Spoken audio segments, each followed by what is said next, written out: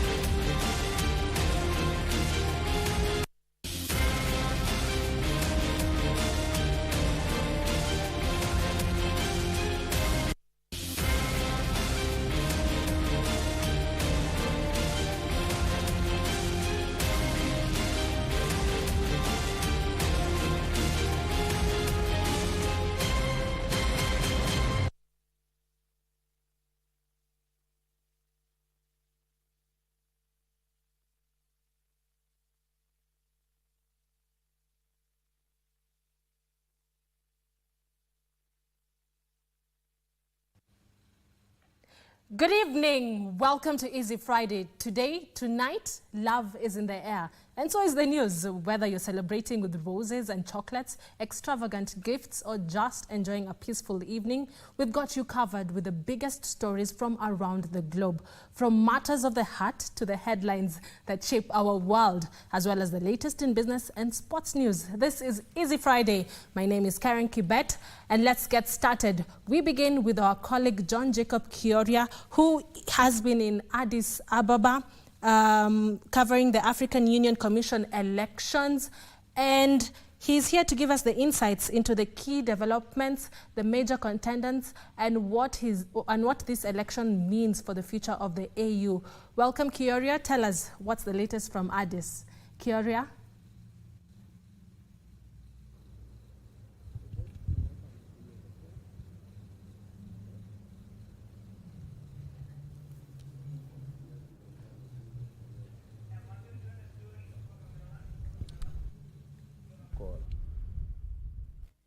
And by Kioria later on, we apologize for that, but let's proceed. Easy Friday begins now. Kenya has scaled up its efforts to lobby support for its candidate for the African Union Commission chairperson, Raila Odinga. President William Ruto and the Kenya delegation met at least 5 heads of states and government to rally them behind the former Prime Minister, who requires 32 votes to bag victory. From early morning, President William Ruto's diary was packed.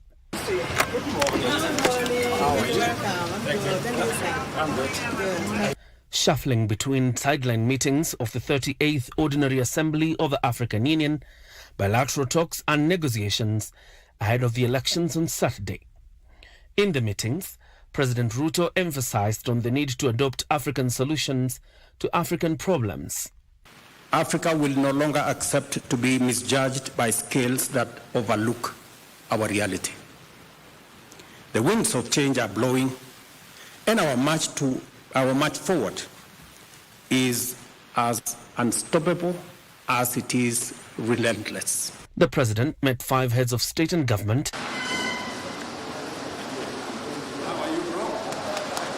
to rally them behind the Kenyan candidate Raila Odinga.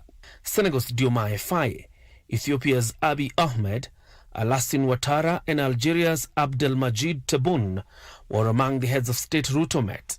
Raila Odinga was hauled at a hotel in Addis Ababa, where he also sought to lobby a section of heads of state.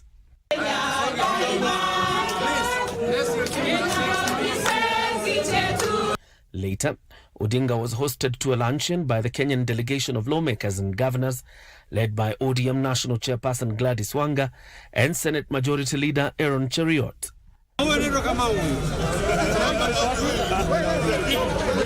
This even as Kenya exuded confidence in bagging the position. Foreign Affairs Principal Secretary Korir Sing'oei, who also chairs the Raila Odinga AUC Campaign Secretariat, rubbished an advisory of the South Africa Development Community Secretariat on Odinga's rival, Madagascar's Richard Randriamandrato, terming it an afterthought. It is not a letter that endorses the Madagascan candidate. In the end, the letter merely asks, out of courtesy, it asks the region, as is expected, to support their candidate. To our minds, we think that this letter is sort of an afterthought. We think that it is mere courtesy to show a bit the minimalist solidarity extended to a member of their region. Reporting from Addis Ababa, I am John Jacob Curia. Thank you very much, Kyria. And to back this report up, Kyria is joining us live from Addis Ababa, where he will give us the insights into the key developments, the major contenders, and what this election means for the future of the AU. Kyria, tell us, what is the latest?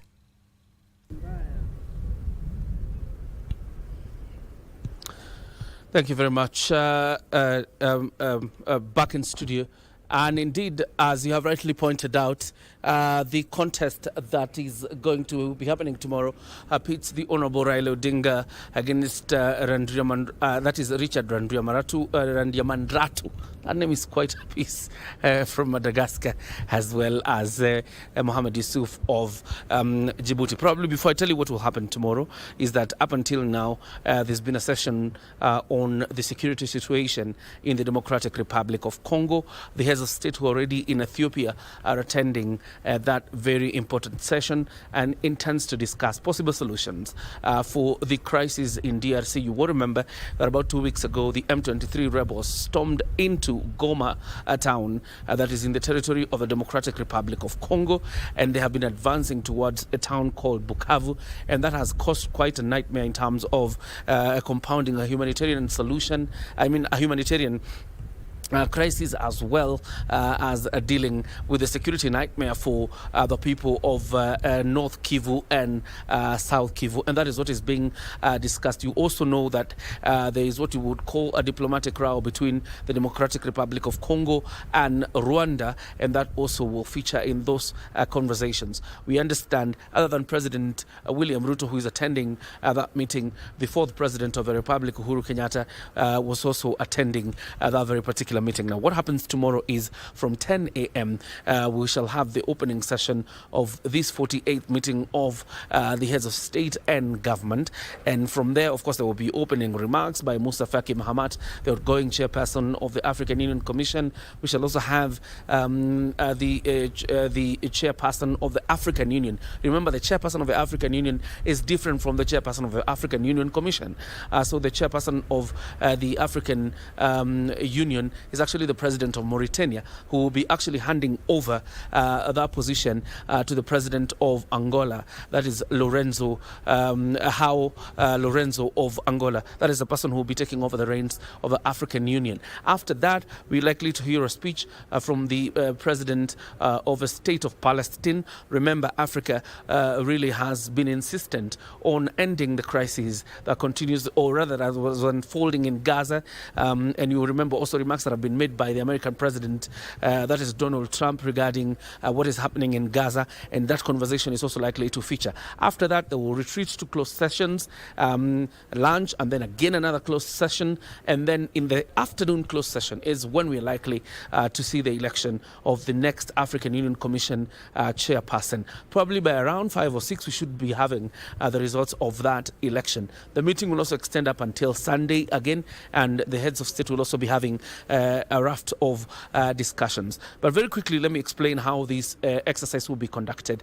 The 3 candidates will be subjected to a vote 3 rounds, and in these 3 rounds, it means if the first round the candidate does not, any of the candidate does not get the requisite 33 votes, it means it will be subjected to another round and another. But on the third round, the one of the candidates must be dropped, which means we will remain with 2.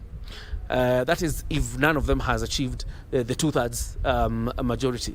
When we go to the 4th vote, it means then we shall be having 2 candidates, and one of them must be dropped. That is, if none of them achieves the 2/3 vote, one of them must be dropped to take one candidate to the 5th vote. In the 5th vote, if that candidate gets the requisite 2/3 majority, they automatically become the African Union Commission chairperson to be sworn in the month of March.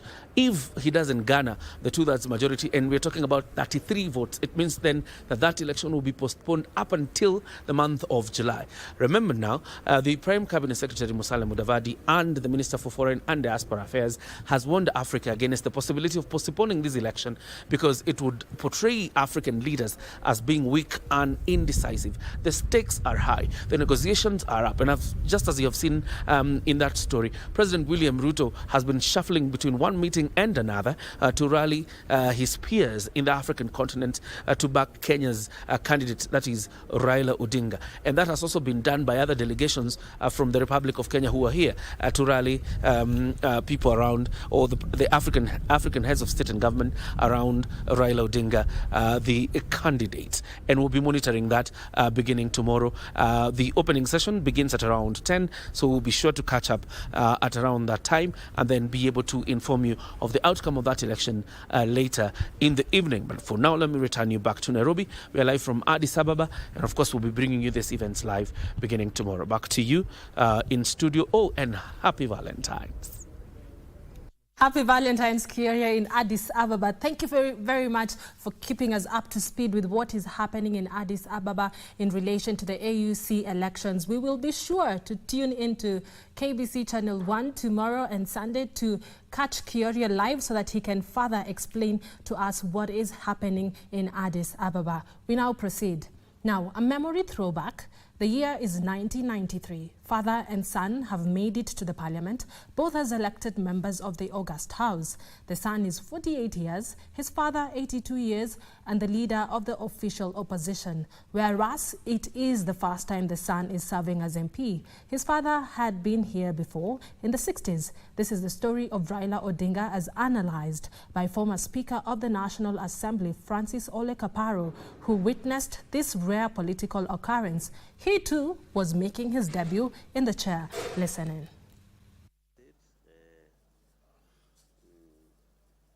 First of all, let me wish the Honorable Raila Amolo Odinga the very best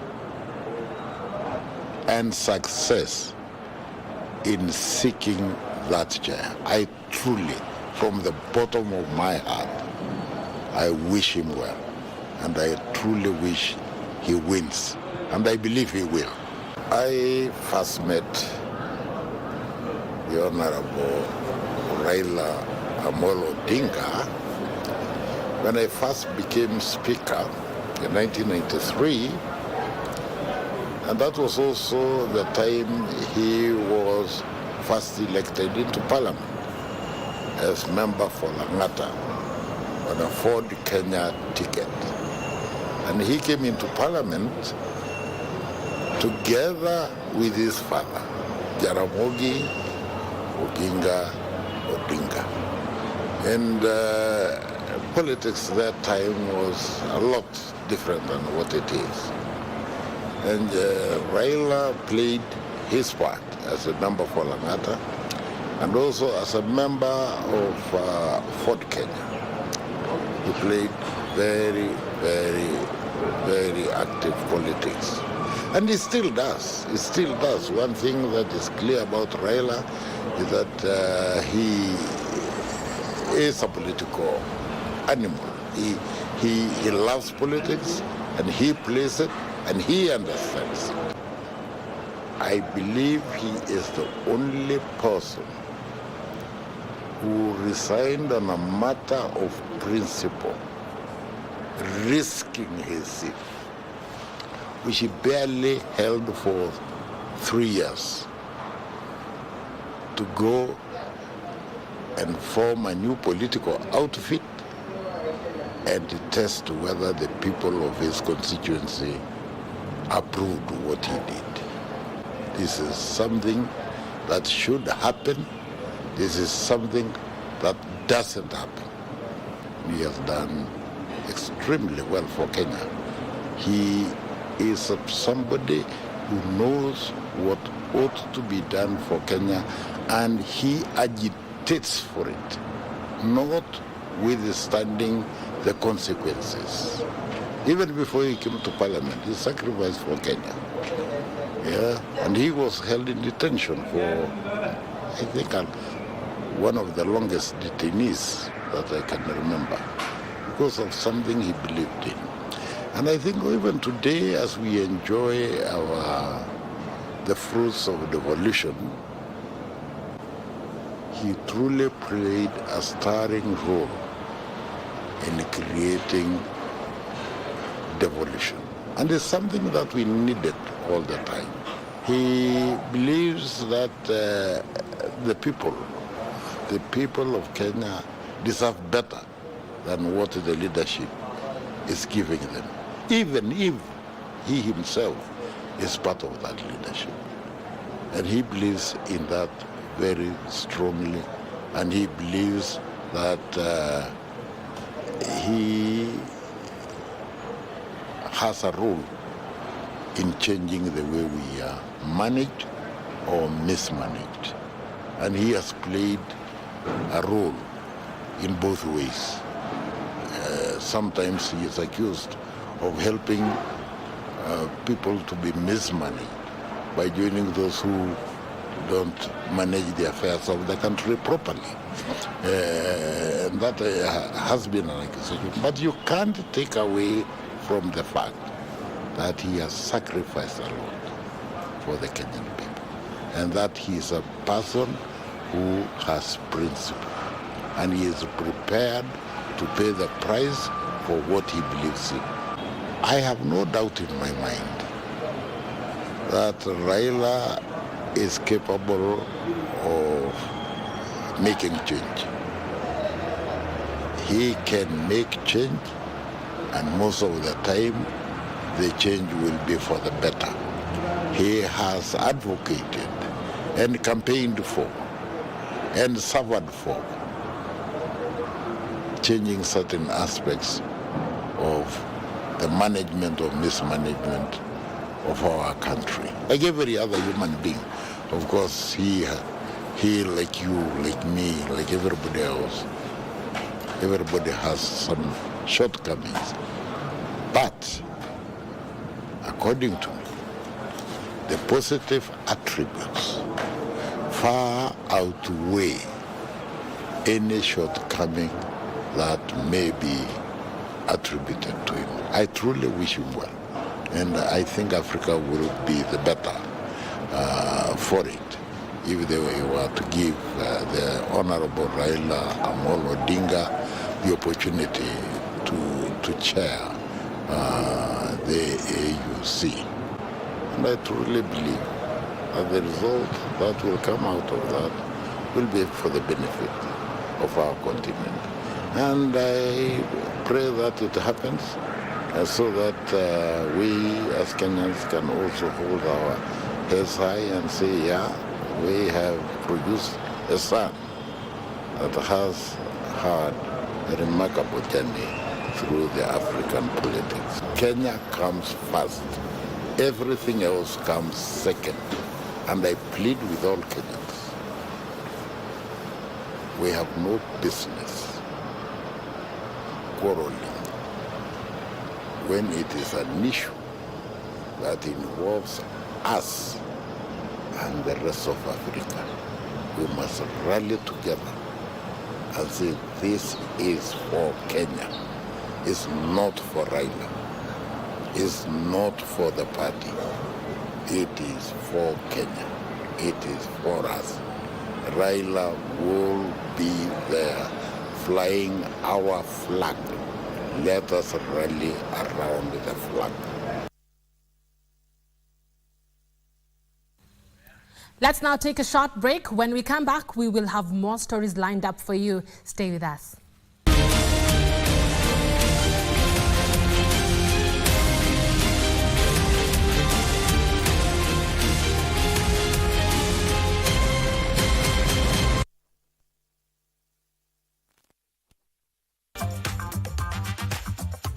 Inuka na moto! Kashamba, Kajuja, mali safi. Wap 1.7 million Kenyan shillings na kamejiset kwa *570# na tushinde.com. Na ukiwai, unaongezewa 1 million Kenyan shillings ya kujenga kwa shamba yako. Na bado, kuna nini hiyo side ingine? Hapa ndio mwisho. Weekly draw ya chapa bado iko na zawadi pia ni za kuinua. Iko Probox new model. Iko Master Demio. Cheza mara kadhaa na uweze kujipatia entry tickets kibao na uboost chance yako ya kujishindia kwenye draw zetu. Kila kona imejazwa kwa *570# option 2, 3 na 4 na tushinde.com na kwako ni kuinuka na Loto Moto!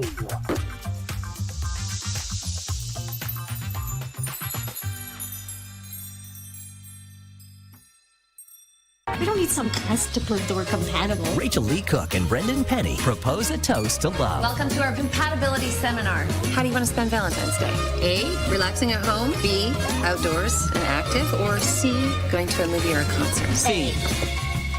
A. C. Oh, Valentine in the Vineyard. Yeah, they're getting married someday. Okay. Steal you away. Let's pretend you never leave. Tell me that you're here.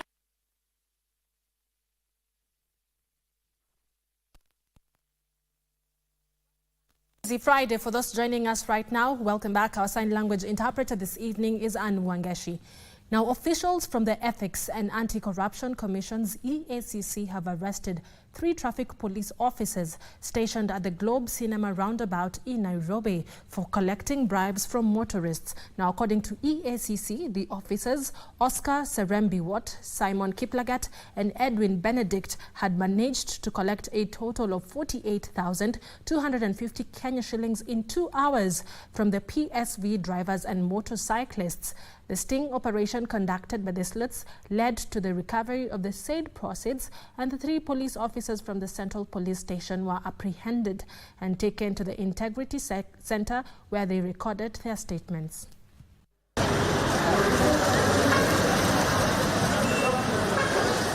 The Globe Cinema roundabout in Nairobi County.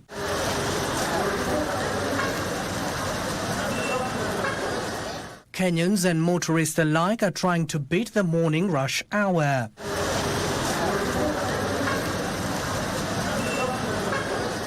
And as traffic flowed freely in the central business district, the traffic police officers can be seen occasionally flagging down some vehicles, inspecting them and waving the driver's horn. As fate will have it, Friday morning will mark the proverbial 40th day for these officers. They are alleged to have ditched their role of protector to that of the perpetrator of injustice by demanding bribes from motorists, a trade they appear to have perfected. For instance, take this police officer. After flagging down this public service vehicle, he appears to be inspecting its roadworthiness. However, it appears to be a ruse, as his true intentions quickly manifest.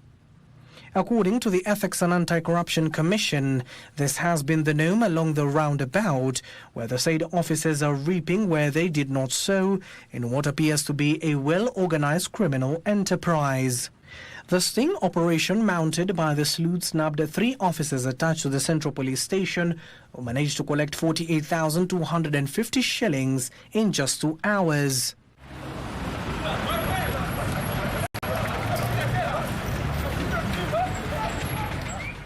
The 3, namely Oscar Serembi Watt, Simon Kiplagat and Edwin Benedict, were arrested and taken to the Integrity Center, where they recorded statements, and the said money was recovered as proceeds of corruption. Chukua hiyo pesa now. Recover the money. Get the money. Get the money. Get the money. Chukua. This comes barely days after the Abdi Mohamud-led body revealed that the average bribe police officers receive to render services has increased by 84%. If the IG says no more corruption in the police force, it will end today. And Masengeli is there saying, once you say he had to chukua. We don't want always to be number 1 leading in terms of corruption. A report by the anti-graft body highlighted that a regular police officer will receive a bribe of up to 11,115 shillings, while their traffic counterparts will inquire for a bribe of up to 7,011 shillings. Already, 11 sleuths are auditing the systemic weaknesses and loopholes that encourage corruption in Kenya's police operations. The exercise is set to conclude in July this year, when a report will be handed over to the Inspector General of Police, Douglas Kanja, for implementation. Abdiaziz Hashim for Easy Friday. Kenya is on high alert over the resurgence of deadly diseases in the region, with the Ministry of Health now advocating for heightened surveillance across all border posts. This comes as 3 new cases of monkeypox have been reported in the country, bringing the total cases reported so far to 41 since the outbreak in July 2024. Speaking at the Jomo Kenyatta International Airport in Nairobi, Public Health Principal Secretary Mary Muthoni expressed concern over the outbreak of diseases such as Marburg and Ebola in neighboring countries. These 2 outbreaks remain active, and given our proximity and frequent cross-border movement, Kenya remains at high risk of importation, requiring urgent and coordinated action to mitigate the spread of these 2 diseases. With Kenya remaining vulnerable due to shared borders, the PS said that surveillance has been heightened at all entry points. Every passenger who is coming into Kenya right now is going through screening. And please let us collaborate with the agencies so that we are able to prevent ourselves from any impending risk that may be coming to this country. This is a perfect opportunity to reiterate WHO's commitment to support Kenya in terms of strengthening its emergency preparedness and response capabilities. This week, Uganda reported 1 Ebola case in Mbale district, which is less than 70 kilometers from the Malaba border. With 1 specific case in Mbale city in eastern Uganda, which is less than 70 kilometers from our border in Malaba. Therefore, the threat of Ebola is real. Amid the calls for heightened surveillance, Kenya continues to battle the monkeypox disease, with 3 new cases recorded. The 3 cases reported in Busia County now bring the total of confirmed cases to 41. According to the Ministry of Health, since the outbreak of the disease, over 3.3 million travelers have been screened at the points of entry, with 419 samples from suspected cases having undergone testing at the National Public Health Laboratory.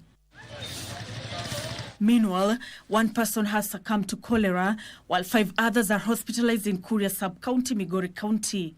The deceased had recently returned from a neighboring county and tested positive.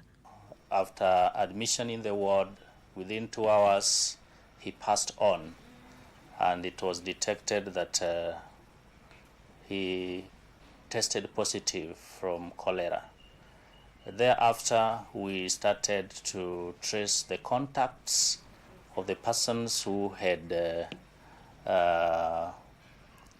gotten him to the hospital, and we found out other 5 cases who also tested positive.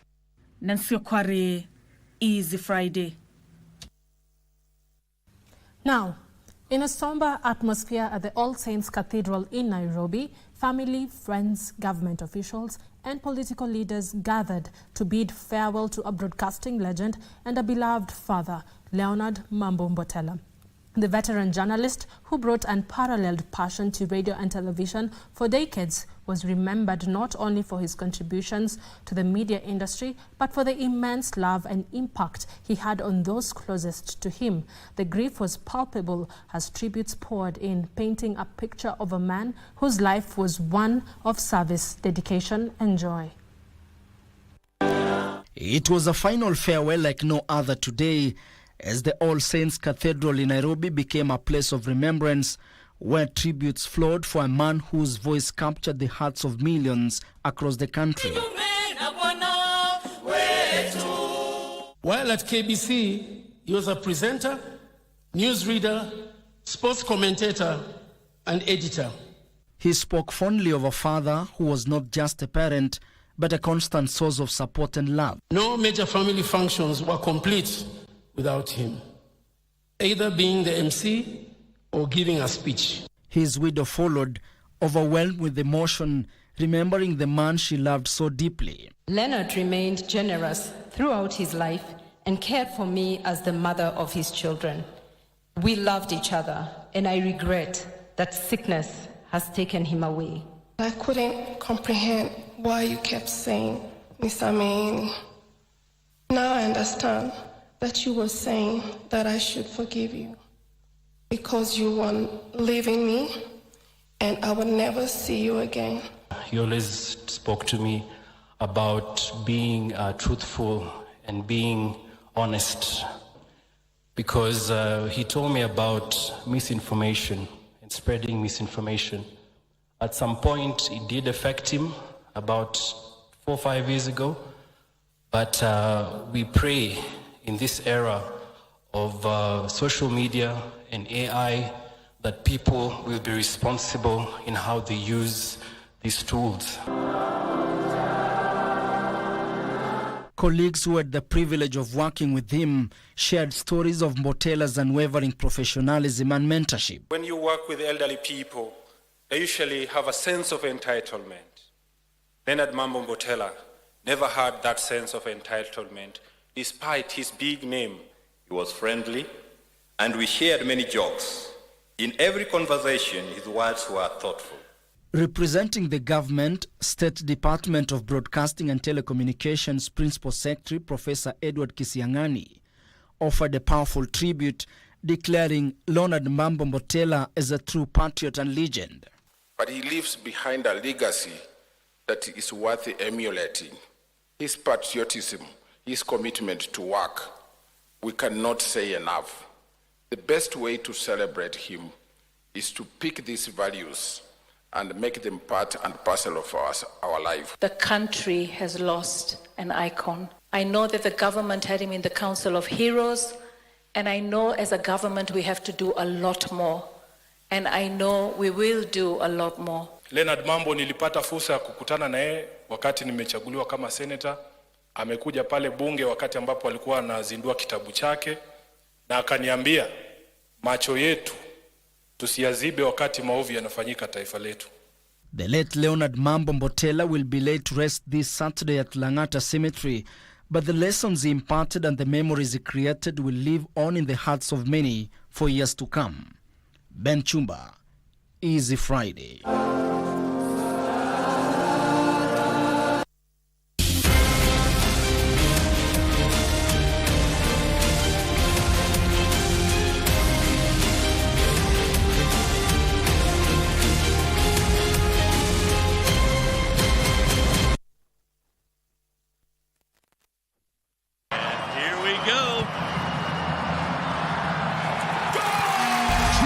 Favorite team and win big on MeChezoBet.com. Casino, Aviator, and other crash games also available at MeChezobet. Sign up today. This message has been approved by BCLB license number 664. Gambling can be addictive. Play responsibly. Terms and conditions apply. From the bliss of new beginnings to the trials of commitment, this is a celebration of resilience, passion, and the power of togetherness. Join us as we unravel real-life stories, because every journey deserves to be cherished, for better, for worse, on KBC Channel 1.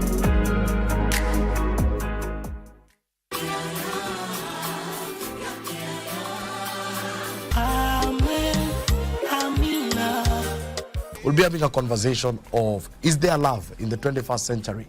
Munaeka standards zenye hata your own parents hawajamit. So how do you expect this son of Adam to achieve some standards? Love is an illusion that becomes reality when there is chemistry of personality. Shortcuts. Sometimes shortcuts are the longest cuts.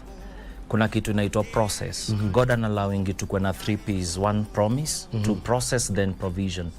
Na hapa kwa process, most of us tunapotelea. In the 21st century, generations may change, but there are Asian patterns that will never change, irrespective of a generational change.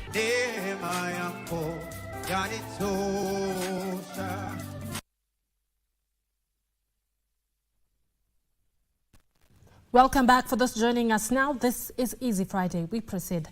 Principal Secretary for Internal Security and National Administration, Dr. Raymond Omolo, has expressed confidence in Raila Odinga's victory in the AUC chairmanship elections slated for tomorrow in Addis Ababa, Ethiopia.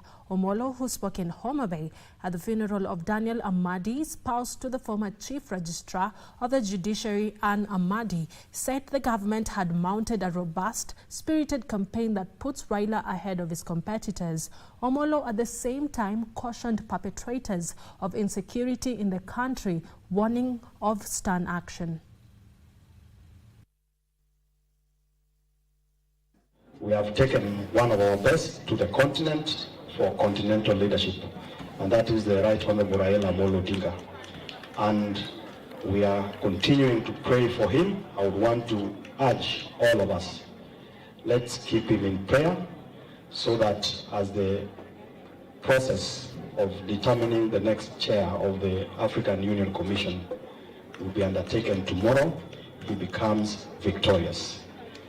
And as we do that, this would have not been possible if it wasn't for the selfless leadership of His Excellency President Trudeau.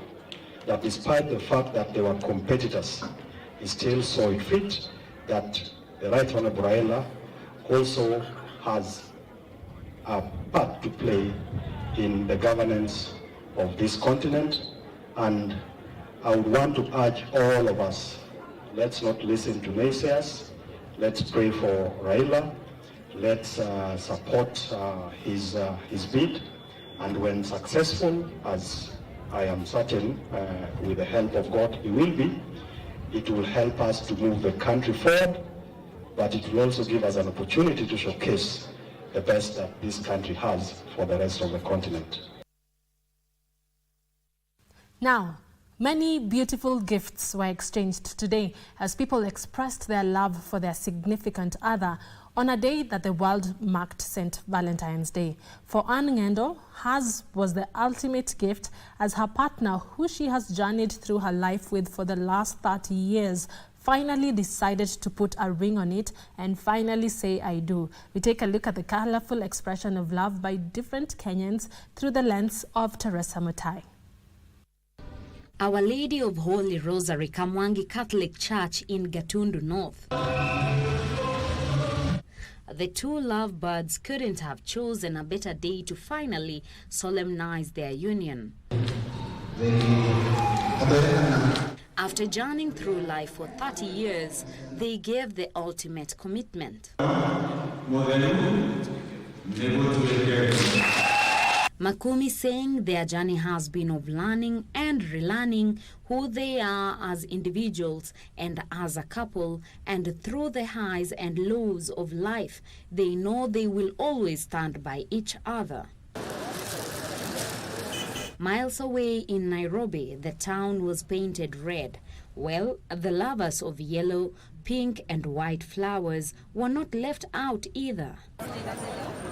It was a lover's playground, and boy, were they spoiled for choice. I still believe in love. Love still exists, but we should not only show it on 14th of February, but we do it daily for our lovers. Upande wangu mimi bado mrembo wangu sijampanga, yeye nampanga mwisho wa siku bado ni mpya kwa wangu. Watu wanalea sasa unakuta mambo ya Valentine kama haiwaingii sana, sababu wako na stress za kifamilia, lakini hao alikadogo hao 22 kurudi chini, hao ni kama hao ndio wamebaki tu enjoy Valentine. For flower vendors and boda riders, this was their day too, and they made the most of it. Kumzuri, lakini si mzuri sana manake biashara iko chini, lakini tunaona tuko na hope before majioni tutapata kitu. Leo tunawauzia maua, wengine wananunua, wengine wanabeba tu. But we are happy. Yeah, compared to other days, to leo ni Valentine's Day, lazima tunge increase some of the price. So it's higher compared to other days. The Kenya Broadcasting Corporation staff were not left out either. Both men and women, young and young at heart, all got to celebrate in the niceties of Valentine, a first for Kenya Broadcasting Corporation staff courtesy of the management. The gesture was certainly well received by the KBC family, and the smiling faces told what could not be put in words.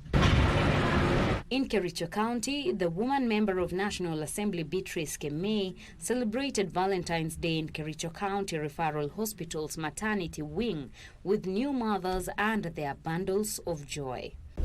And I'm so happy to report that the mothers and the babies are doing well in the maternity. To these mothers, their babies were the ultimate gift. And as curtains come down on the day, we hope St. Valentine's Day brought you and your significant other some joy and love, which is what you truly deserve. Indeed, this is a day that reminds us to give, receive, and share love. For Easy Friday, I am Teresa Mutai. Thank you very much, Teresa Mutai, and a big thank you to our MD, Agnes Kalecha, for celebrating this beautiful day with us right here at KBC Broadcasting House. Moving on, a Nairobi court has charged 3 morgue attendants from Mbagathi Hospital for body swapping at the facility's mortuary. The prosecution told the court that the trio also gave false information and demanded a bribe of 30,000 Kenya shillings before releasing the body. Details in the Scales of Justice segment. At Milimani, Locos 3 morgue attendants Elizabeth Oga, Jacqueline Jagi and Jacqueline Owino, staff members of Mbagathi Farewell Home, have been charged for switching corpses at the facility. Additionally, when we were arrested, the single mother, that is one as a child with 10 years.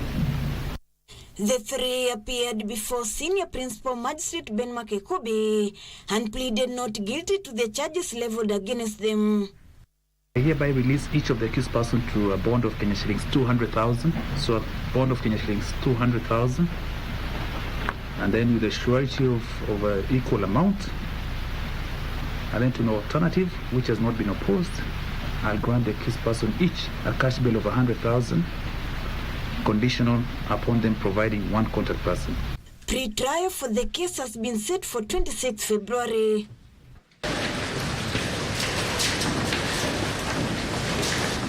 Ruth Wamboi for Easy Friday.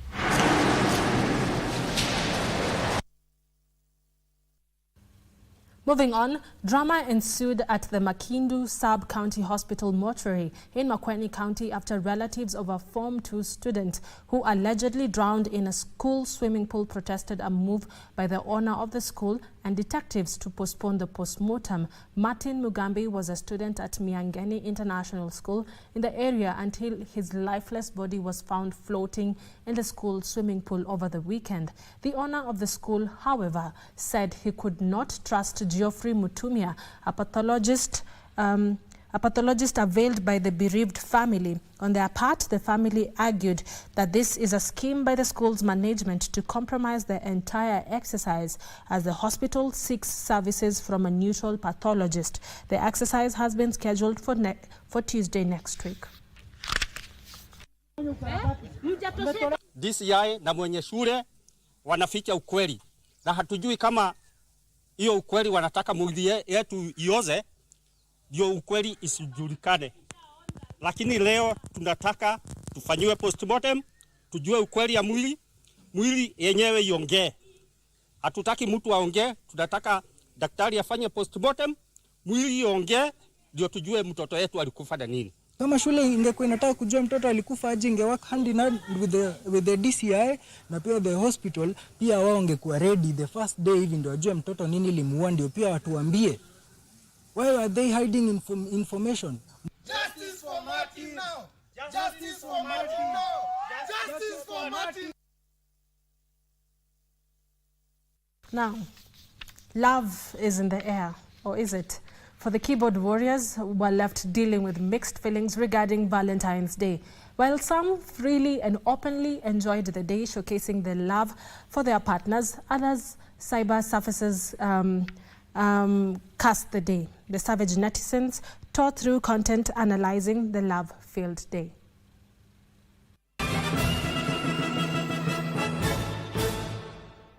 The long-awaited Valentine's Day is here, so let's find out what netizens have had to say about this day that celebrates love. Valentine's Day, a day that seems to raise the question of whether you are taken, or how many times have you been single on this supposedly love-filled day?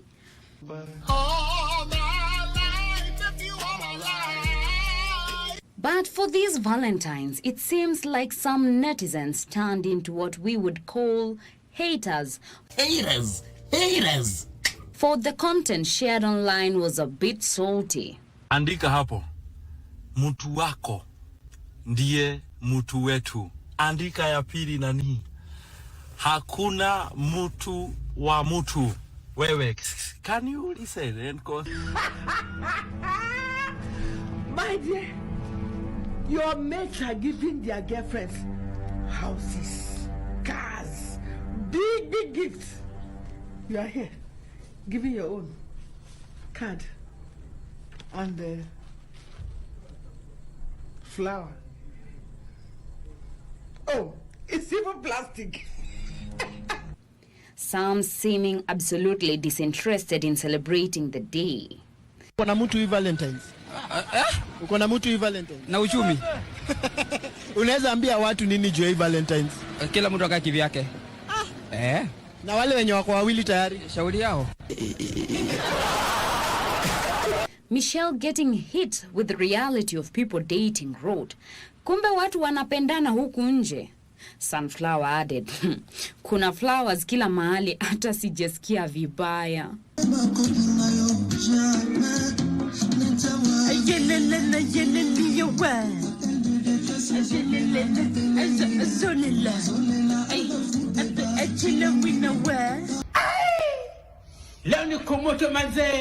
Jackie sadly, yani hizi maua zote na hakuna yenye napata.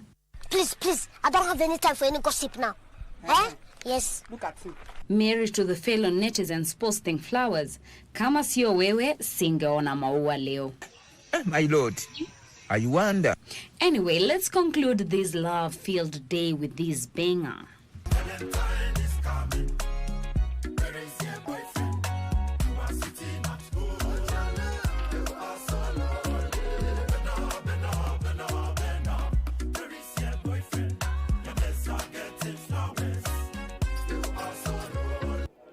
Well, I got myself a bouquet of flowers. What did you get for these Valentines? Well, that's it for us. Catch you next week on Savage Netizens for Easy Friday. I am Teresa Mutai.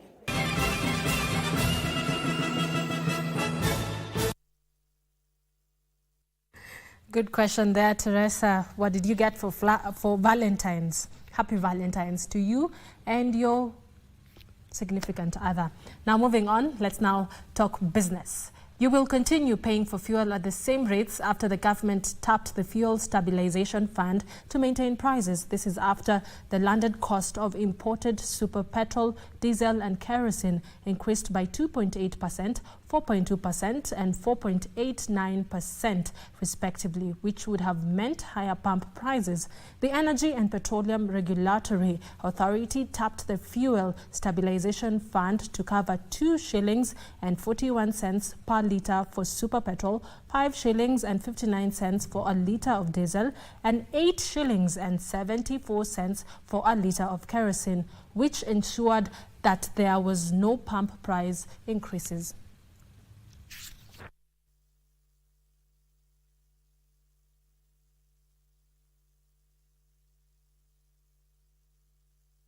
Pension industry players are calling for diversified investment strategies to safeguard funds and boost returns following the passage of the Tax Laws Amendment Act 2024.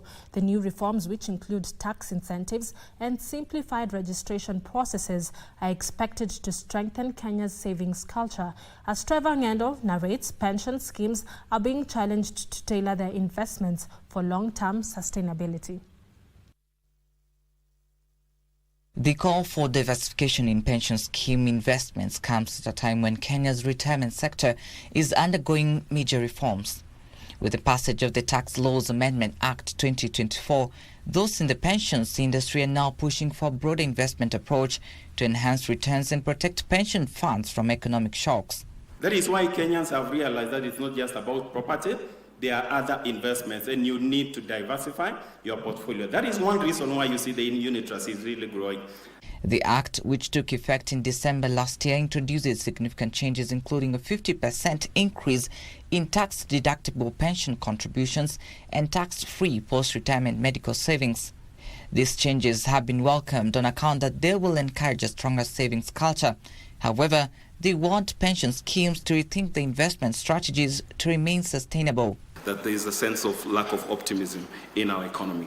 But we think that, notwithstanding that, we will see strong economic activity in 2025. The new pension reforms also simplify the registration process for retirement schemes by eliminating the dual registration requirement with both the Kenya Revenue Authority and the Retirement Benefits Authority, a move expected to enhance efficiency and regulatory oversight. There will be more enhanced disposable income for people through the tax savings. There will be the reduction in pay-as-you-earn liability, definitely increased savings. The private sector schemes, they have been working very well. They should be supported to grow further by allowing employers who already have private pension schemes to continue with them without having an additional load of cost on Tier 2 NSSF contributions. Trevor Ngendo for Easy Friday. Moving on, women entrepreneurs joined agricultural cooperatives to fast-track the post-COVID recovery of their businesses. A study by the Women's Involvement in Post-COVID-19 Recovery through Agricultural Cooperatives in Kenya project, WINRAC, established that women pulled together, which enabled them to reduce economic and social inequalities. Economic and social disruptions induced by the COVID-19 pandemic slowed poverty reduction efforts, especially targeting women, forcing them to take up additional work to supplement their household incomes. The COVID-19 pandemic also slowed credit access as most borrowers were categorized as risky after the pandemic, negatively hitting most sectors of the economy. To surmount this challenge, women entrepreneurs joined agricultural cooperatives, which offered sustainable and gender-responsive financing. Not only gives credibility to the work that is being done, but a lot of that information then can be shared on various platforms. I think we all appreciate what technology has been able to do. The study revealed that women adopted a savings, borrowing and investment culture, which ultimately boosted their productivity. The idea of having scientific collaboration is to try to identify and find solutions that are context specific but that are also relevant for other contexts. They challenged cooperatives to increase the number of women in leadership positions. Women spend an additional about 3.5 hours more as compared to men in a day doing additional work. Ndotamo Kami for Easy Friday. There is need for learning institutions to embrace modern building technology to fast-track construction of key infrastructural projects, such as classrooms. This was the key message at Donholm Primary School in Nairobi County during the handover of classrooms constructed using insulated concrete form block system, which uses lightweight polyurethane blocks for walls. The blocks produced on site also mean resources such as quarry stones are not used, further reducing construction timelines and costs. The population here is quite big, and we needed to support the school as well. So through our social responsibility program, we donated 5 classrooms for Donholm. So overall, when you look at the costs, when you're analyzing your structure, as a client or as a builder that you want to take up insulated concrete form blocks, the amount of weight that is being translated into the foundation is very minimal as opposed to the masonry structures. Most of the time we give people work and they take a long time to complete such works. But I want to appreciate the on-site for the good job they have done. Only in 2 months, they have done a very good work.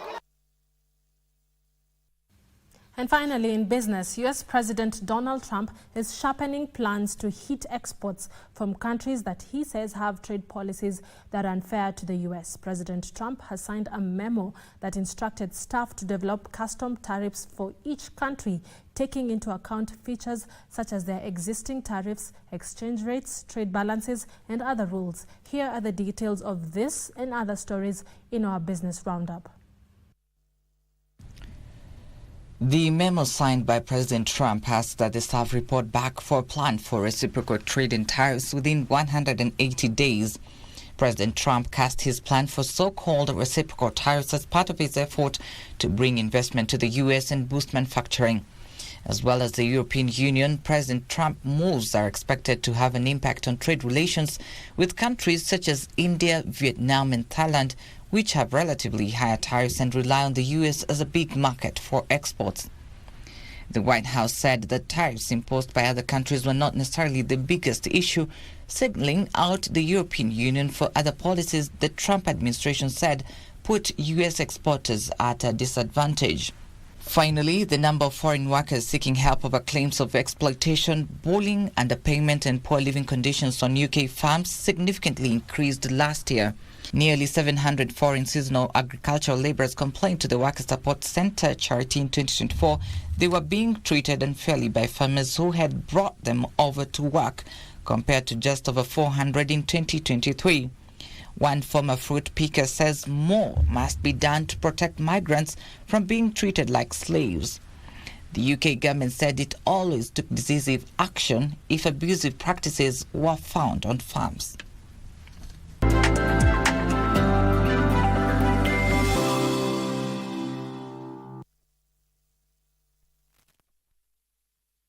Kuna Probox kwa star 570 hash. Cheza sasa hivi, jipatie entry ticket ya kuingia kwenye draw ya kujishindia gari hili, ikiwa ni star 570 hash option 2, 3 na 4, au ingia kwa www.tushinde.com, register, deposit na ucheze.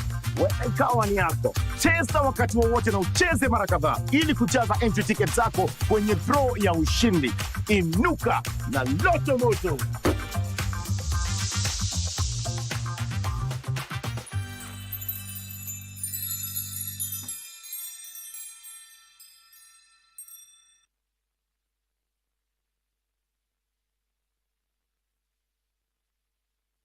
Can get you to Kai's good side. Wewe unaona nini nikiwa swaraje?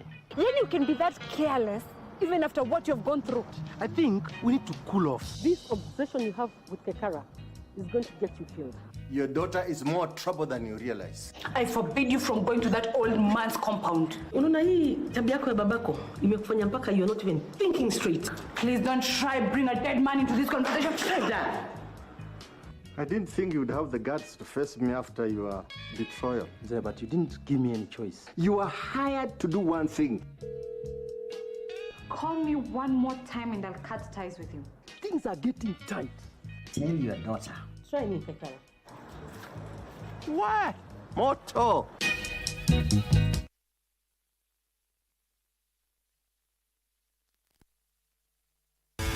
Welcome back. It's now time for us to take a look at what's making headlines in the world of sports. The Kenya National Rugby Women's Sevens team has eyes set for a place in the HSBC Sevens World Series next season ahead of the 2025 Women's World Rugby Challenger Series to be held in South Africa next month. The Kenyan team, kitted today under the sponsorship of Safaricom M-Pesa, has been pulled in Group D together with Samoa and Poland. Other teams in the Challenger Series are South Africa and Hong Kong. China pulled in Group A. Argentina, Thailand and Mexico lined up in Pool B, while Belgium, Uganda and Colombia face off in Group C. Last year, the Kenyan ladies finished 5th overall, just outside the playoff spots, and are confident of breaking through this year to secure a place in the prestigious World Series for the first time in history.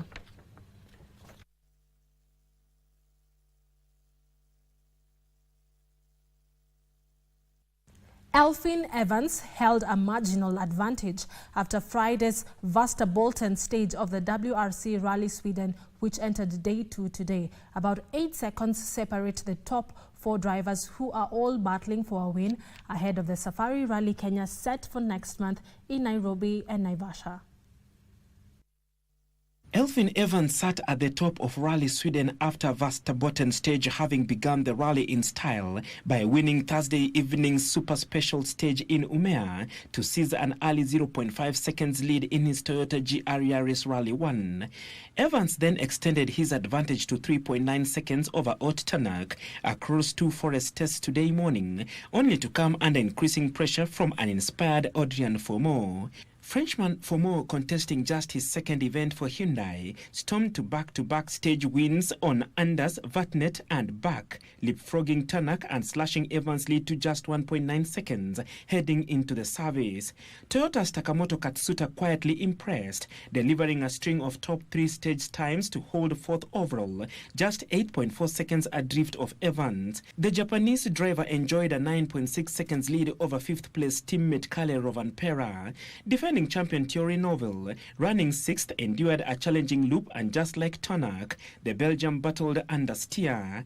M-Sport Ford duo Josh McLean and Martin Sheshk were locked in a tight scrap for 7th, with McLean taking the spot by just 1.6 seconds in his Puma Rally 1.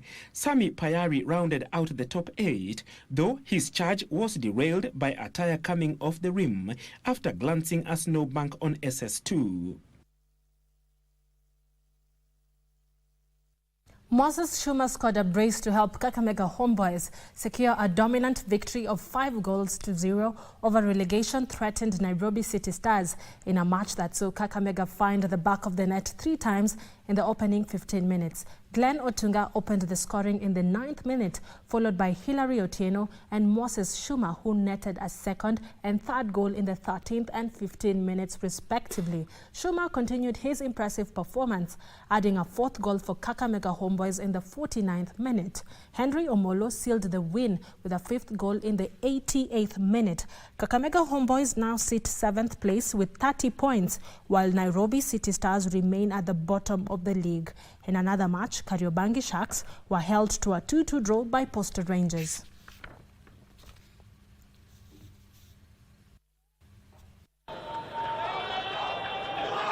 Pembeni kule Leon Levitoche kwenda kutafuta goli la kusawazisha, aliyejifunga Eliud Lokwam, jaza ndani kule. Felix Oluoch. Crispin Erambo has been named Tusker FC Player of the Month for February following a series of standout performances. The forward triumphed over fellow nominees striker Ryan Ogam and former midfielder Siwa Shafan, who has since moved to Tanzania. Tusker FC head coach Charles Okere praised Erambo for his exceptional skill, discipline and determination over the past 2 months. Currently, Tusker FC sit in 2nd place in the FKF Premier League, tied on 38 points with Kenya Police FC, who hold the top spot due to superior goal difference. Tusker's focus now shifts to the upcoming clash with Gor Mahia on Sunday at the Kenyatta Stadium, Machakos. The Brewers are eager to bounce back with a victory and reclaim top position, having previously defeated Gor Mahia 2-1 at the same venue.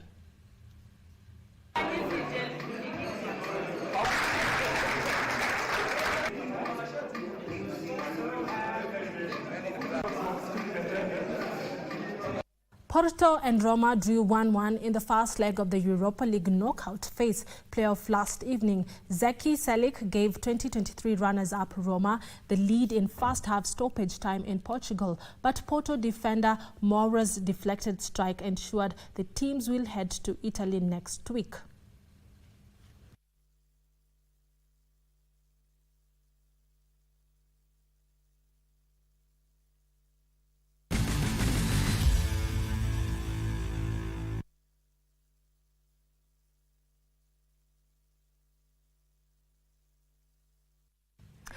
And that's where we wrap up Easy Friday tonight. Thank you for staying with us. Remember, the conversation continues on our social media platforms. Be sure to follow us for more updates. Our sign language interpreter this evening has been Anne Wangeshi. From all of us here to you and your family, happy Valentine's Day and have a lovely weekend ahead. And be sure to keep it KBC Channel 1 because our reporter Jacob Kioria is in Addis Ababa and he will give us all the latest news in relation to the AUC elections. Good night. Happy Valentine's. My name is Caren Kibbett.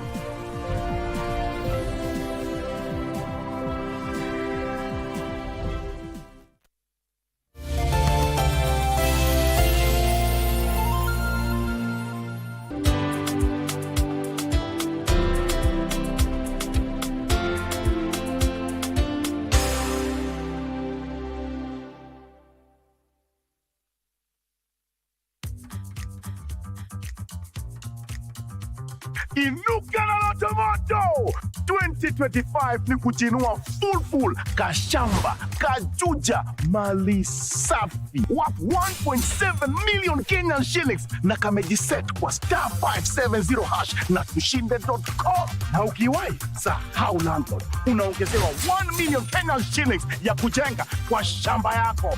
Sema kuinuka na bado kuna nini hiyo side nyingine? Hapa ndio mwisho. Weekly draw ya chapa bado iko na zawadi pia ni za kukuinua. Iko Probox new model moja ya kipekee tayari kukusaa kwa biashara.